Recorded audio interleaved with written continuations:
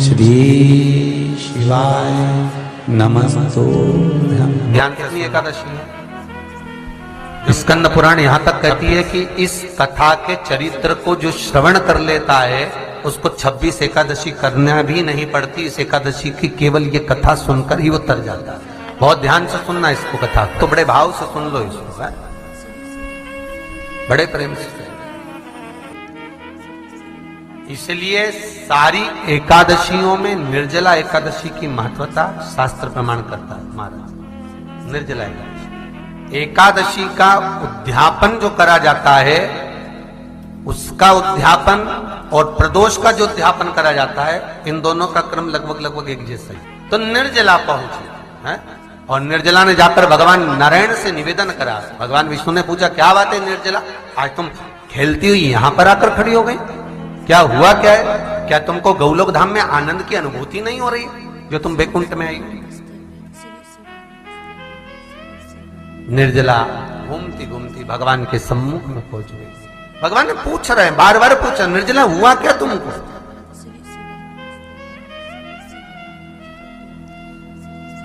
ए निर्जला, ए एकादशी, हुआ क्या है तुमसे? क्या कारण है तुम्हारे यहां आने का, बैकुंठ पहुंचने का? बहुत ध्यान देना महाराज। शास्त्र कहता है सोमवार, मंगलवार, बुधवार, गुरुवार, शुक्रवार, शनिवार, ये देवता वो देवता सबके व्रत कर लो, सारे व्रत कर लो, पर ये व्रत आपको परमात्मा के धाम तक लेकर नहीं जा सकते, क्योंकि इनका जो पुण्य है वो मृत्यु लोक में आप थोड़ा सा भी गलत करते हैं तो पुण्य समाप्त हो जाता है।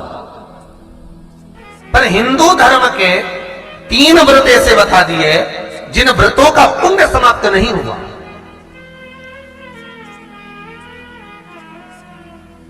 हिंदू धर्म के 3 व्रत ऐसे हो गए जिनका पुण्य समाप्त नहीं हुआ महाराज।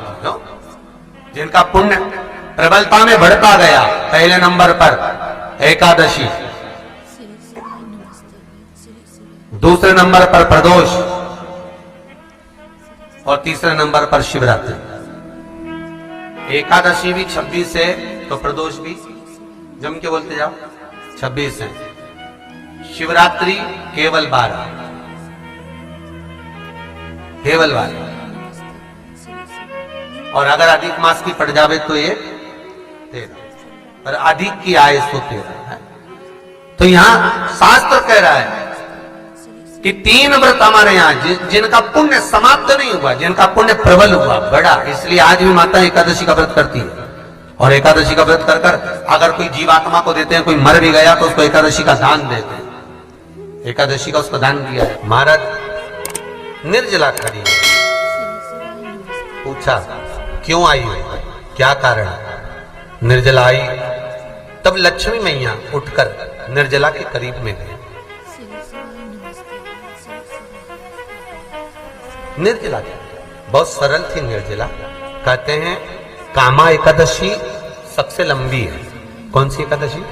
कामा। फिर मोक्षदा उससे नीची है महाराज। और निर्जला जो है बिल्कुल छोटा स्वरूप है। निर्जला का मतलब देखा जाए तो केवल 2 चोटी करी हुई है। मस्तक पर भोर लगा हुआ है निर्जला के, माथे पर बिंदी लगी हुई है निर्जला के, सुंदर गले में तुलसी की मालाएं पहनी है निर्जला, हाथ में जो हाथ फूल जैसी माताएं पहले पहनती थी, आपको ध्यान में होगा, ऐसा बड़ा फूल होता था, अंगूठियां पड़ी होती थी, हाथ में ऐसा लगा रहता है। तो निर्जला हाथ फूल भी तुलसी के धारण करी। बड़ा सुंदर स्वरूप है माता निर्जला का महाराज। छोटी है तो माता लक्ष्मी उनके पास में गई और निर्जला से जाकर पूछा, निर्जला तेरे आने का कारण क्या है, तू बता।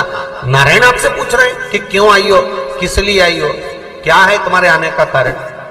निर्जला ने कहा, मेरी विनती केवल इतनी सी है मां कि मैं ये चाहती हूं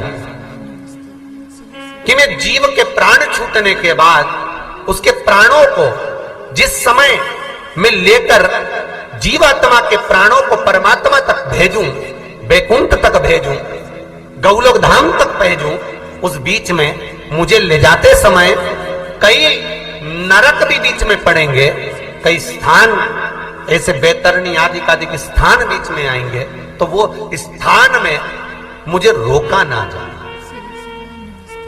मैं सीधे भगवान के धाम पहुंच जाऊं। ऐसी कृपा, ऐसी दया।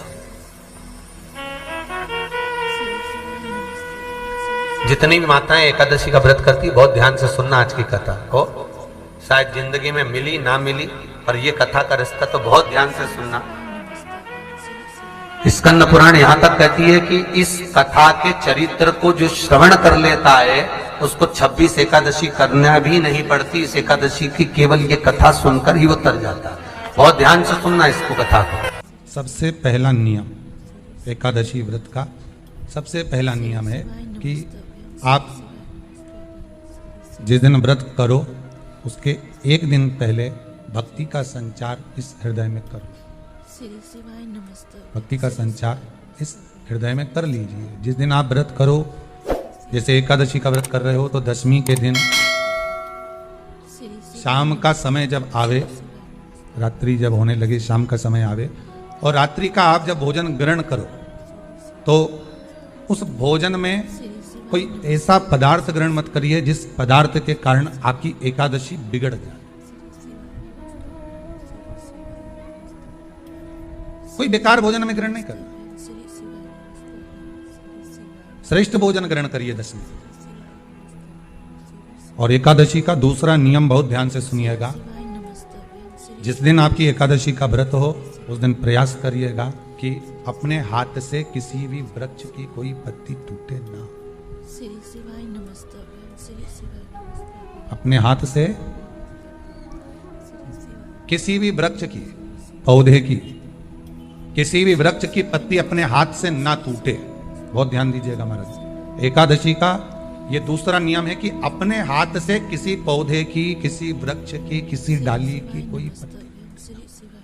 कोई पत्ती ना टूटे, इसका प्रयास करिएगा।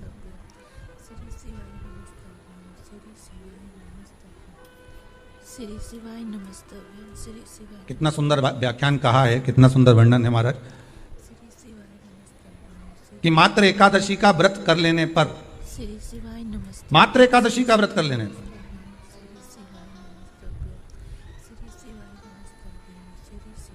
जो पूर्व में किया गया हमारा पाप कर्म है, हमने किसी जीव की हत्या करी है, हमने किसी को कष्ट प्रदान करा है, हमने किसी को अपशब्द कहा है, हमने किसी को ताने दिए, हमने किसी को आड़ा टेढ़ा कहा है, हमने किसी को गालियां दे दी है, मात्र एकादशी का व्रत ही कर लेने पर ये सारे जो दोष हैं वो समाप्त हो जाते हैं।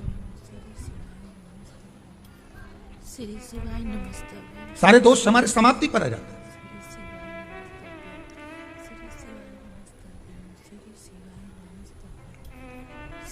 अब एक विचार करिएगा थोड़ा सा अपने मन में, अपने चित्त में, अपनी वृत्ति में एक बात उतारिएगा, एक अपने मन में एक बात को उतार कर रखिएगा कि आप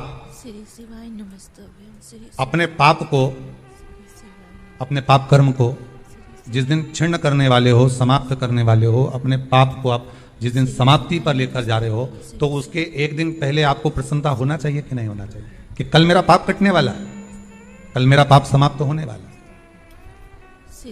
जो मैंने पाप कर्म करा है वो समाप्त होगा, जो मैंने पाप कर्म करा है वो कल समाप्त हो जाएगा। तो एक दिन पहले आपके चेहरे पर प्रसन्नता हो कि ना हो?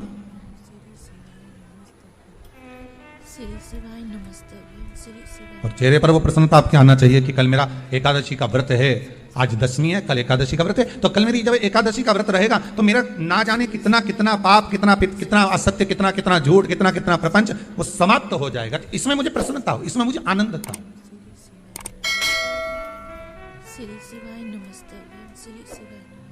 तो क्या कहा गया कि प्रयास करिएगा कि एकादशी के दिन कोई वृक्ष की, कोई डाली की, कोई कोपल की कोई पत्ती ना तोड़ी जाए। क्यों? तो कहा अगर उस पत्ती को हम तोड़ देते हैं, वृक्ष की पत्ती को या क्यारे में लगी हुई कोई डाली की पत्ती को हम तोड़ देते हैं तो एकादशी का पुण्य फल प्राप्त नहीं होता, एकादशी का कोई फल हमारे खाते में नहीं जाता, पुण्य फल प्राप्त। अब फिर भले तुम चाहे तुमने मोरदन खाया हो, चाहे तुमने फिर चिप्स खाई हो, चाहे तुमने फिर व्रत का कितना ही सामान खा गए और तुमने सोचा कि आज मेरी एकादशी है, तो फिर उसका कोई फल प्राप्त नहीं, उसका कोई सुख प्राप्त नहीं आपको।